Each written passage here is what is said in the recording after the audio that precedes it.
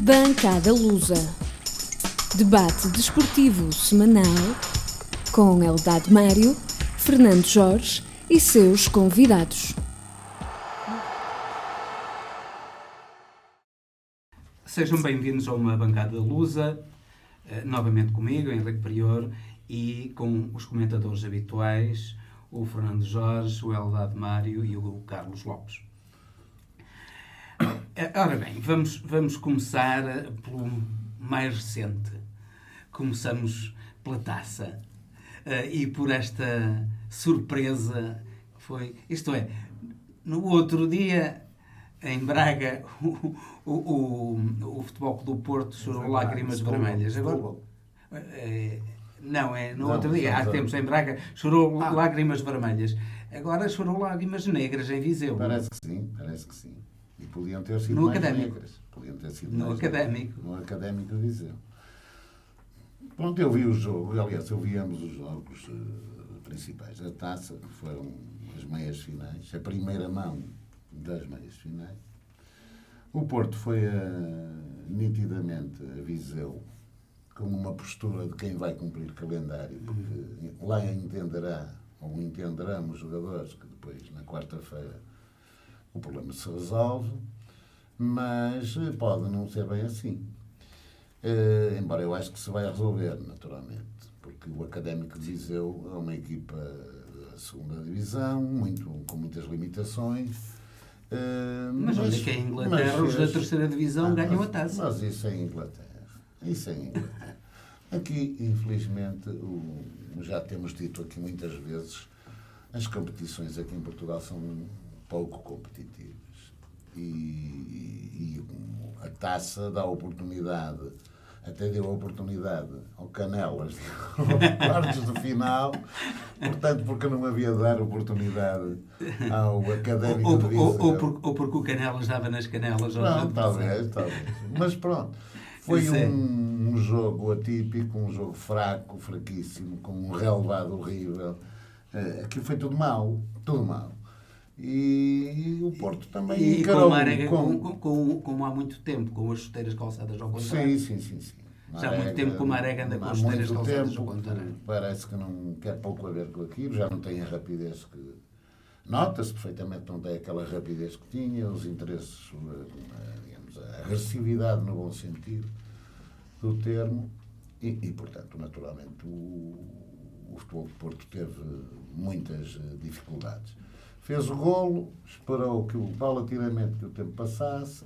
Quando o Académico de Viseu empata, num lance absolutamente inadmissível, mas empata, e bem, e depois acordaram. Então, nos últimos minutos, quiseram resolver e fazer aquilo que não tinham feito durante o tempo todo. E, claro, não chegou. Houve lá uma grande penalidade que o árbitro me marcou, que é um lance discutível, mas a mim pareceu uma grande penalidade. O VAR também entendeu que não era, mas o VAR também nem sempre acerta. Mas não é por isso, não é por causa da arbitragem que o Porto não sai vencedor do jogo. O Porto foi incompetente. Ponto final. Relativamente ao outro jogo, não sei se querem ouvir já a minha opinião. Vi o jogo. Foi um dos melhores jogos que eu vi este ano. Dos melhores jogos de futebol que eu vi este ano a nível das competições nacionais. Fiquei admiradíssimo com a postura do Famalicão. Encarou o Benfica de frente, jogou no campo todo, com atrevimento, disputando os lances. Foi um jogo muito bom. Achei que foi um jogo muito, muito bom. Enfim, rodeado de todas aquelas emoções, até pela alternância do resultado, que o Benfica entra a ganhar com uma grande penalidade, que existiu. Depois o Famalicão conseguiu empatar, colocou-se na frente do marcador com justiça, e o Benfica depois conseguiu dar a reviravolta já nos últimos segundos do jogo. Portanto, foi um jogo muito interessante. Fiquei muito interessado em ver o jogo que se vai disputar depois no estado do Futebol Clube Famalicão, a segunda mão. Vai ser um jogo interessantíssimo, de certeza absoluta. Até porque o Famalicão revelou que realmente tem uma equipa que impõe respeito e que não é fácil de bater. E há de ser, com certeza, muito mais difícil de bater no seu próprio reduto. Vamos aguardar, mas gostei imenso do jogo, gostei muito mesmo do jogo. Fernando Jorge, então a tua apreciação do Benfica Famalicão, o que é que tem piada? O que é que mudou do Santa Clara para o Benfica? Santa Clara? Sim, o Famalicão não perdeu com. Ora bem. É curioso ter perdido com o Santa Clara, não, mas isso e ter feito o que mudou um jogo a bola que é redonda, não é? Isso é perfeitamente normal acontecer em jogos desses. Com o Santa Clara não mudou nada. A única coisa que mudou foi que o Famalicão estava a ganhar, como já esteve a ganhar umas 3 ou 4 vezes, assim como esteve a ganhar ao Benfica. E depois sofre os golos. O Famalicão já esteve aí jogos a ganhar 3-0 ao Marítimo, empatou 3-3 em casa. Já esteve a ganhar 2-0 em Vila do Conde, aqui há 15 dias, e empatou 2-2. E nos últimos instantes até podia ter perdido, como perdeu com o Benfica. Mas só 2 dicas relativamente ao Porto. Se o Benfica, que para mim tem melhor equipa, melhor plantel do que o Futebol Clube do Porto, portanto, mais tem uns suplentes à altura, com 4, se vê com dificuldade, embora seja o Famalicão, que é uma equipa que joga bem. O Famalicão joga sempre assim, desta maneira. Já jogou em Braga, já jogou com o Sporting, já jogou com o Porto. Também fez a mesma coisa, embora tenha perdido com o Benfica, também, mesmo para o campeonato, mesmo a ganhar 4-0 para o campeonato que o Benfica jogou com o Famalicão teve esta postura, tem sempre esta postura. É uma equipa positiva, tem bons jogadores e joga bem a bola. Foi um rico jogo de futebol. Relativamente ao do Porto, eu só queria dizer 2 coisas. Uma, estou com o Mourinho, diz ele que na PlayStation não falha. Também eu não admito que o VAR tenha falhanços como o que teve no Académico de Viseu Porto, que é um penalti flagrantíssimo, nem sequer é preciso ter o VAR. O problema do Porto é, como diz o Eldado, eu concordo naquilo que ele diz, é que teve 7 alterações. Ora, se o Porto tem dificuldade, se calhar até com a equipa principal, a jogar com o Viseu, em casa do Viseu, que é um campo mais pequeno, o relevado estava em mais condições. A gente viu ali há um lance de um indivíduo do Académico de Viseu que foi atropelado e aquilo levantou uma gala ali, ficou quase um buraco, ele quase cabia lá dentro. Parecia logo ali um buraco para sepultar o indivíduo lá dentro. Foi uma coisa que raramente se vê nos campos hoje em dia relevados. Nos pelados antigamente, como eu joguei, via-se isso perfeitamente. Portanto, o Porto pôs-se a jeito. O Sérgio Conceição pôs-se a jeito. Claro que a gente já sabe muito bem que em 2 jogos, um jogo era mais fácil uma equipa mais fraquinha eliminar a equipa mais forte. Em 2 jogos é muito difícil, mesmo da maneira como está feito isto agora, não é? Que os golos fora valem mais do que os golos em campo. Relativamente ao... Pois, e o Benfica terá uma dificuldade acrescida com o Famalicão. Sim, o Benfica, fico contente ali com o Eldado, é por isso que eu gosto dele, porque ele, pelo menos, não diz como o Joaquim Marques, que as equipas, quando jogam contra o Benfica, estendem no tapete. Afinal, não estendem tapete nenhum. Mas já lá vamos para o campeonato da Liga Nós. Não tenho assim mais nada a dizer. Foi uns resultados, mais ou menos. Atenção, que é um pormenor importante. É que no sábado há um clássico que para mim, define o campeonato. Isto no caso do Porto perder. Ora, isso entrou muito na cabeça, quer dos treinadores, do Bruno Lage, quer do Sérgio Conceição, no descanso de alguns jogadores. E isso tem a sua influência na matriz da equipa dentro do campo. E na cabeça dos jogadores que provavelmente vão ser titulares nesse jogo, não é? Porque quer o Benfica, quer o Porto, tem lá jogadores que vão jogar no sábado. Ora, quem joga futebol sabe muito bem como é que é estas coisas, não é? Não vou esforçar aqui muito porque eu quero jogar no sábado, não é? Se meter mais o pé ou andar aqui a correr com coisas anos, estou mais cansado, não é? O jogo é na mesma semana e depois posso até nem jogar. Isso também tem a sua influência. Provavelmente se não tivesse o clássico no sábado, o jogo tinha mais intensidade. Quer um, quer outro. O Benfica, claro, mais intensidade, porque também no Famalicão não se pode comparar ao Académico de Viseu. Desses 2 jogos não tenho assim mais nada. E Carlos, a tua apreciação sobre esses 2 jogos da Taça? Eu só lamento não estar envolvido. O Sporting não estar envolvido também nesta eliminatória, mas de qualquer dos modos corroboro inteiramente com o que o Mário disse acerca do jogo do Porto. Mas a possibilidade do segundo jogo no Dragão também retirou muita vontade de jogar ao Académico. Não, ao Porto. Ao Porto, sim. Obviamente, dadas as circunstâncias até do próprio terreno, como o Fernando disse muito bem, o próprio terreno, a própria vontade, a gente na volta cabo se espera. Autenticamente. Até desculpa lá, até deviam seguir a mesma sequência que fazem nos outros jogos, que é a equipa mais fraca jogar fora ou em casa ao segundo jogo. Deve ser ao contrário. Sim. O Benfica, por exemplo, vai a Famalicão. O Porto era ao contrário, jogava em casa e depois jogava em Viseu. Mas de qualquer dos modos, o que ia no pensamento de Deus, à volta cá te espero. Pois, deixa-os pausar. Deixa-os pausar. Em relação ao Benfica, também sou de opinião, foi um bom jogo.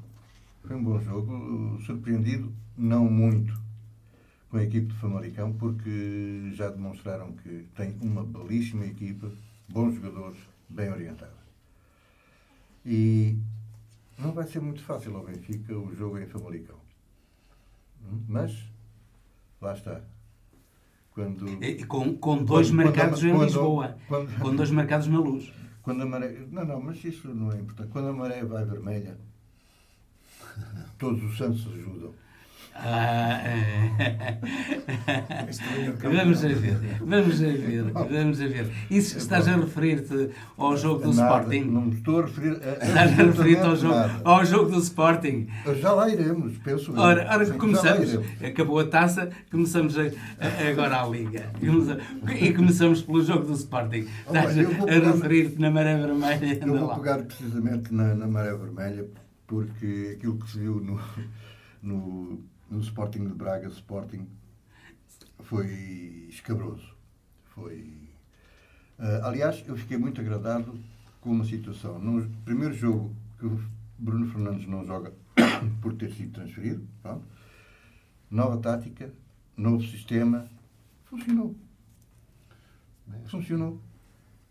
Obviamente, não vamos agora dizer que o Bruno Fernandes não fazia assim tanta falta como nós pensávamos. Obviamente que não. Excelente jogador, pá. Mas a tática e o sistema foi alterado. O Sporting foi o melhor jogador no Manchester United. Eleito. Exatamente. E o Sporting bateu-se de igual para igual. Sem elementos no banco, como tem o Sporting de Braga, como tem o Porto e como tem o Benfica. Todos nós já sabemos disso, que o banco do Sporting é... O Sporting não tem ovos para fazer omeletes. Exatamente. Agora o que eu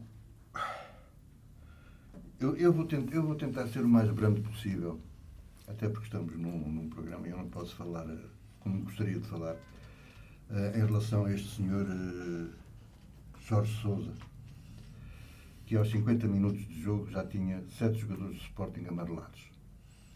4 desses 7, os 4 defesas do Sporting. Obviamente que isto vai condicionar, e de que maneira, o resto do jogo, que é o jogador que já tem amarelo, é a defesa que não vai meter o pé como deveria meter, porque com este senhor... Corre o risco de ir para a rua. Exatamente. A questão aqui é esta, que é o único... Mas foi nítida a diferença de critérios para cumprir. Absolutamente. Uma dualidade de critérios assustadora para um jogo oficial de um campeonato nacional em Portugal. Eu só vou citar um exemplo que me corroeu as entranhas, para falar por as coisas assim, que foi o seguinte: o jogador Galeno foi demonstrado na primeira parte com um cartão amarelo, ok? Juntamente numa jogada em que também interferiu o Coates, e o Coates também levou amarelo, pronto. Entretanto, chega ao intervalo, o jogador Galeno vai a correr invetivar o defesa central do Sporting, Neto. E dali nasce um sururu, ok? O Neto limitou-se a responder verbalmente aos empurrões e à invectiva do Sr. Galeno, e a conclusão foi que o Neto leva um amarelo, dessa discussão leva um amarelo, e o Galeno, 0. Ele deveria ter sido expulso ali e na hora, mesmo no intervalo. Mas o árbitro viu o árbitro estava a 2 metros a assistir, impávido e sereno, a tirar as conclusões dele e a pensar o que é que deveria fazer para não expulsar o Galeno, porque o Braga iria ficar com 10 jogadores e isso, pronto, não sei o que é que lhe passou na cabeça. Sim, e logo o Galeno, que estava a fazer uma belíssima partida, devo já dizer, que é um belíssimo jogador. Portanto, eu só vou citar este exemplo. Dualidades de critério não faltaram. E como é que se pode? Isso é um problema, a arbitragem é um problema, então agora, e o VAR, o recurso ao VAR? Mas que VAR? Isto quando dá onda vermelha, até o VAR apanha a onda vermelha. Isto é como um tsunami. Pronto. E só para dizer também que este senhor Jorge Sousa, nos últimos 3 jogos que apitou o Sporting, e vou-me referir ao Boa Vista Sporting, o outro não sei qual foi, e é este último, mostrou ao Sporting 18 cartões amarelos. Em 3 jogos apitados por este senhor, jogos em que interveio o Sporting, mostrou 18 cartões amarelos. Todos eles... Ele acha que o amarelo combina bem com o verde? Por acaso até não combina mal, mas pronto. Mas pronto. É de acordo com o clube das camisolas do clube da terra dele. Pronto.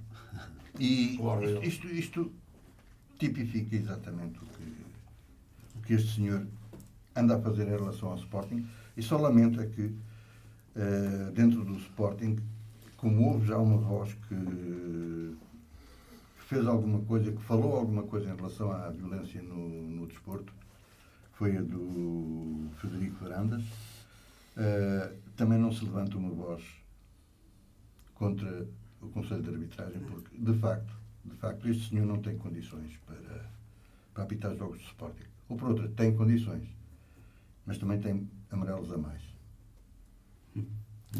Em relação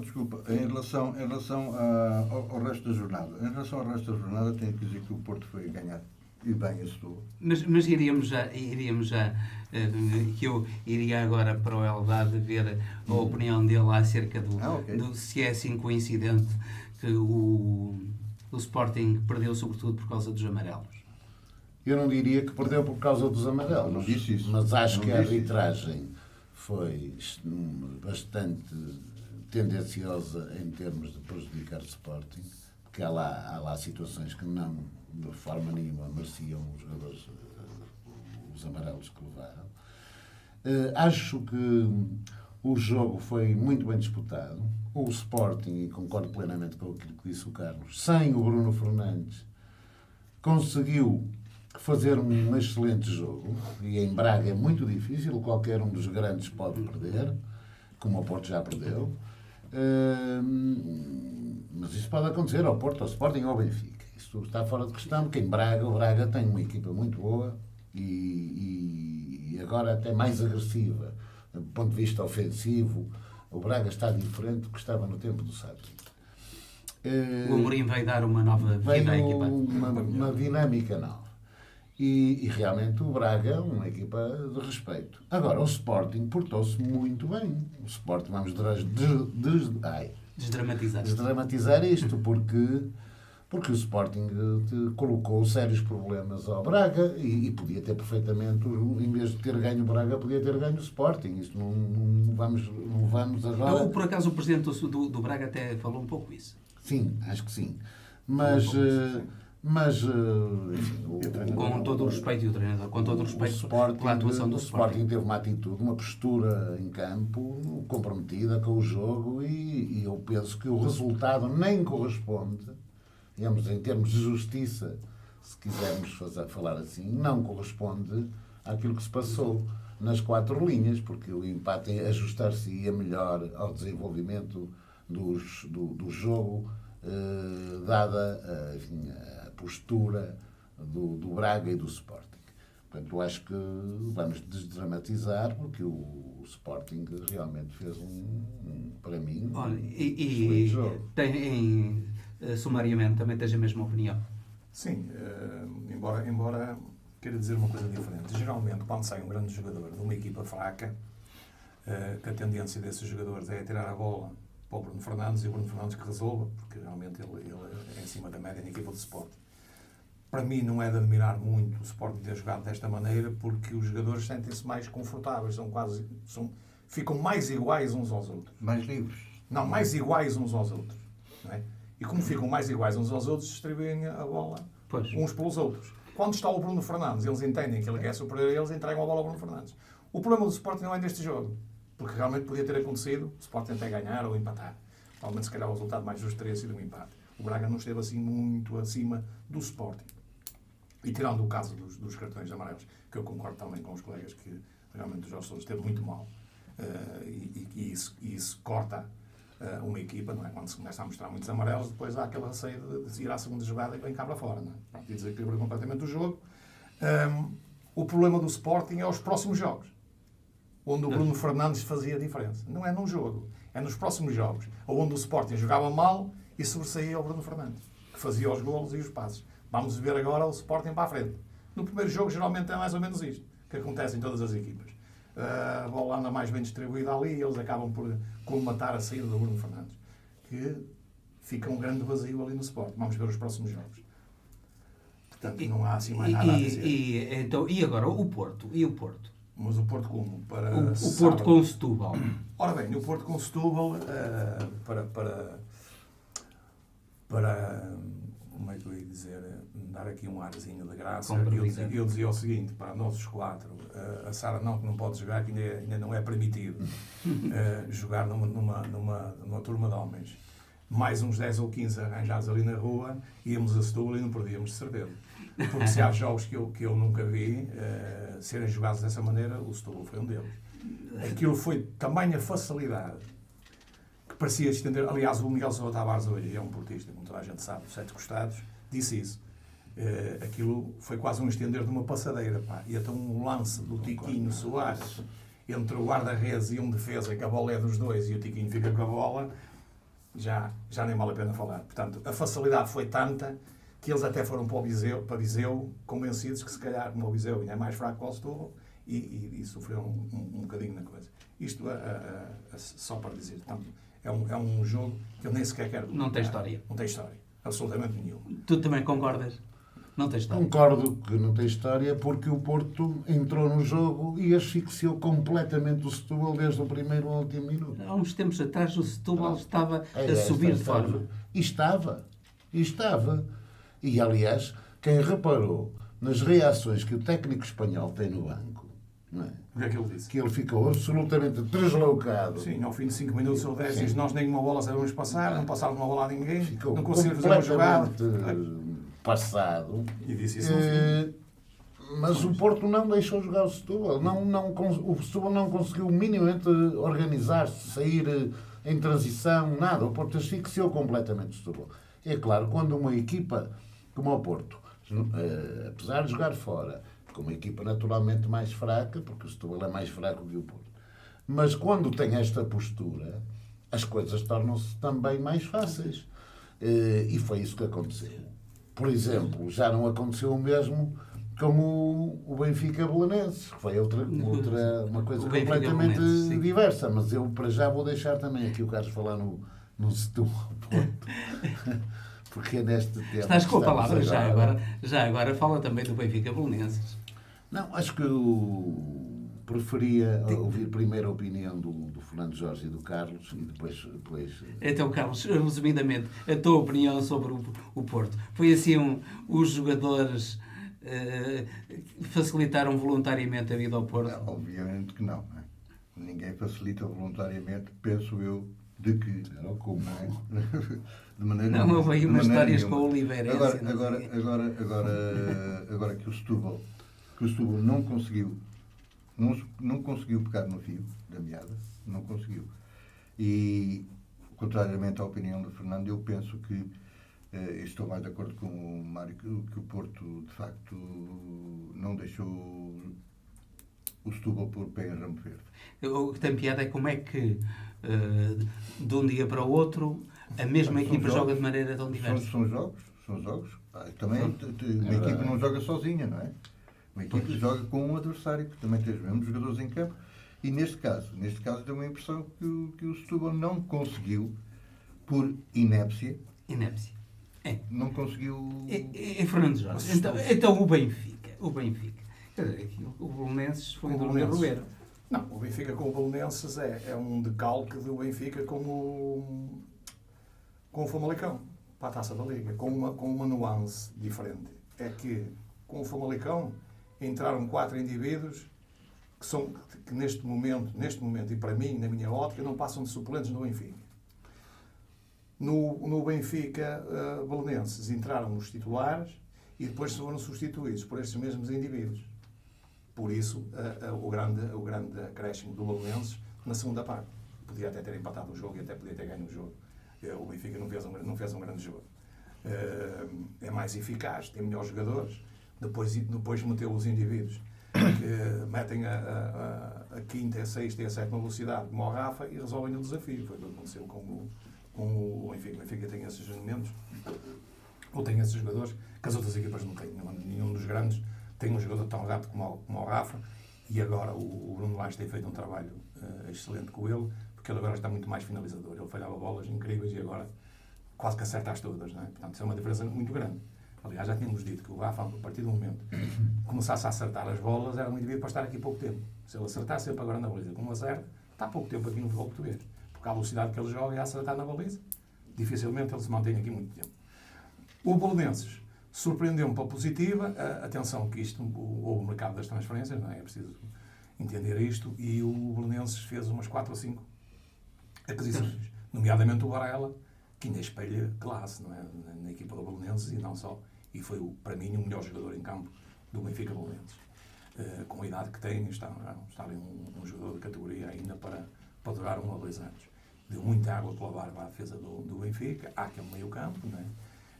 Que o Bruno Lage tem que retificar, nomeadamente para no sábado. Ontem não retificou, sofreu outra vez outro deslize. E foi um jogo que pendeu para a equipa mais eficaz. Relativamente aos outros jogos, há que destacar aqui a grande vitória do Boa Vista, perante um Guimarães, que também com um bom treinador, mas que veio com a soberba.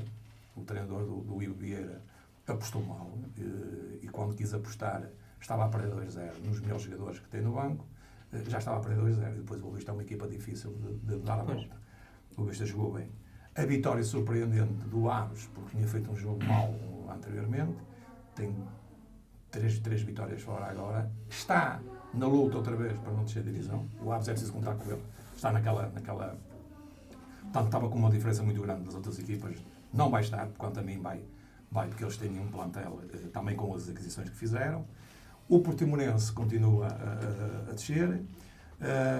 O Rio Ave, o Famalicão, foi lá, esteve a perder 2-0 e depois conseguiu dar a volta. Lá estava o Famalicão. O Famalicão às vezes tem falhas durante o jogo, e falhas surpreendentes que dão origem a perder pontos. Senão teria mais 6, 7 pontos, 8 pontos a mais. O Famalicão à vontade. O Braga, com o Sporting já se falou.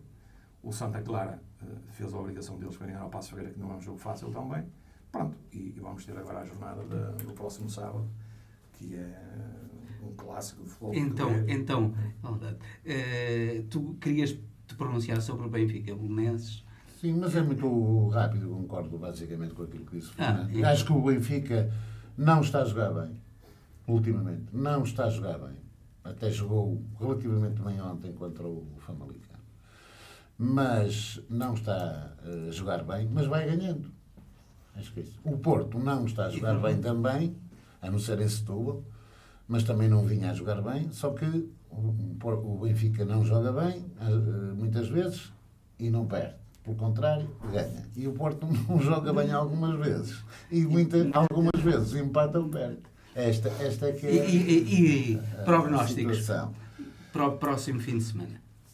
Próximo fim de semana, acho que é a decisão do campeonato. Porque se o Porto perder em casa, o campeonato está atribuído ao Benfica. Se o Porto ganhar ao Benfica, o campeonato fica em aberto. E aquilo que se pode dizer... O mais natural é o empate. Nem não ganha, sei, nem o perde. empate também Não serve o Porto. Também não serve o Porto. Porque o Benfica, sim, o Benfica pode encarar o empate como um excelente resultado. Pode jogar para o empate. Agora, sim, se jogar para o empate pode acontecer como já aconteceu. Como já acontece a quase todos. Assim, mas eu acho que espero que seja um jogo muito bom. Espero que seja um jogo em que os jogadores não criem problemas difíceis de analisar. Espero que a arbitragem esteja à altura, que o VAR esteja à altura, que o público se manifeste com civismo e as duas claques possam manifestar-se com liberdade. E gostaria de assistir a um grande jogo de futebol. E se no fim, o resultado, depois do bom jogo de futebol que eu desejo, for uma vitória do Porto, e se for uma vitória expressiva, ou seja, que não deixe dúvidas, então fico muito mais feliz. Estou naturalmente curiosíssimo e expectante. Acho que vai ser um jogo do título. É um X2. Isso é sempre os jogos entre o Porto e o Benfica, entre o Porto e o Sporting Porto, são sempre jogos de um X2, não é? Aqui o favoritismo é só o que decorre de jogar em casa. Um certo favoritismo, digamos assim. Mas isso é a todo momento subvertido, porque o Porto ganhou na Luz, não é? na primeira volta.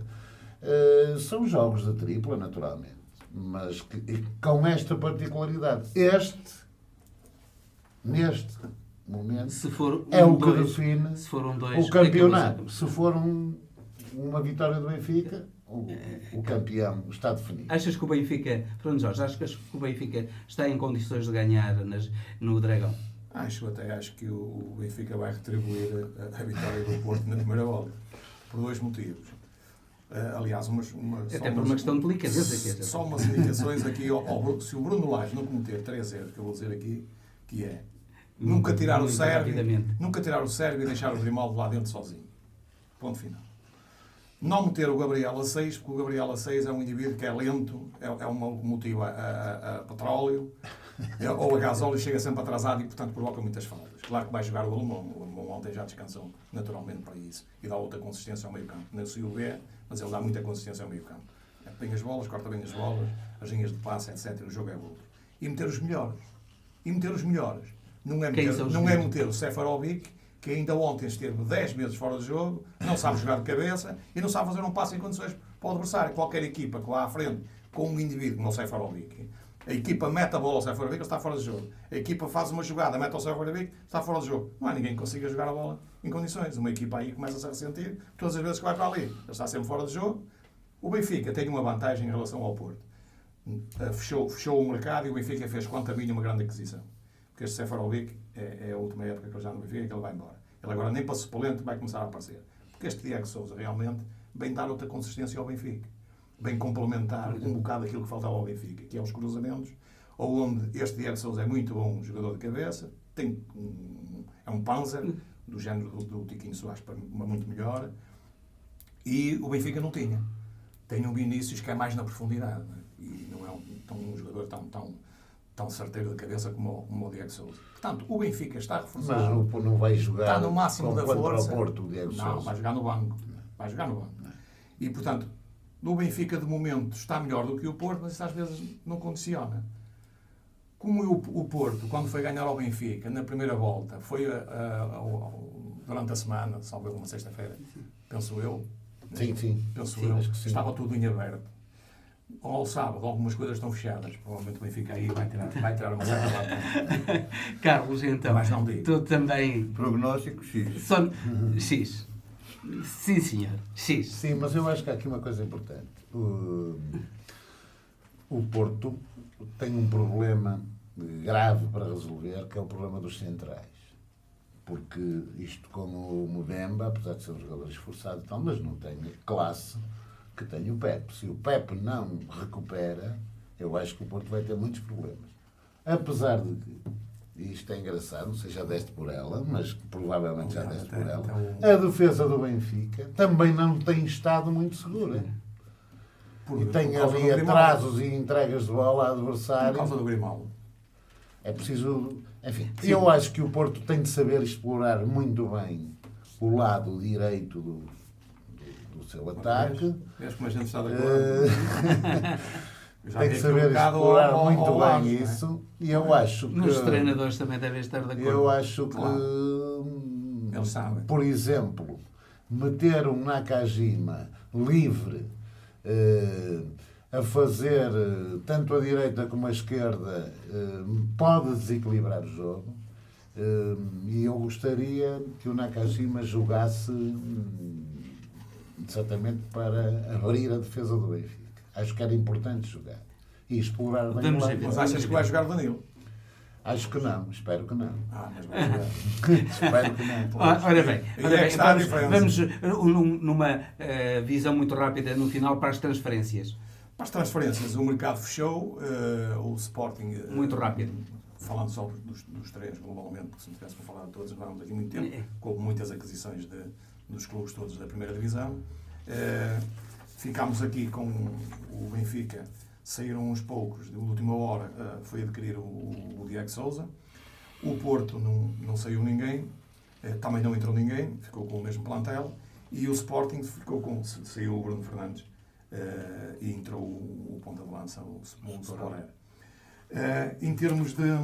Só para as pessoas terem uma noção, teremos aqui o Sport Lisboa e Benfica, tem 25 jogadores no plantel, o Porto tem 28, o Sporting tem 28, o Braga tem 23 e o Vitória do Sport Clube, o Guimarães, tem 21.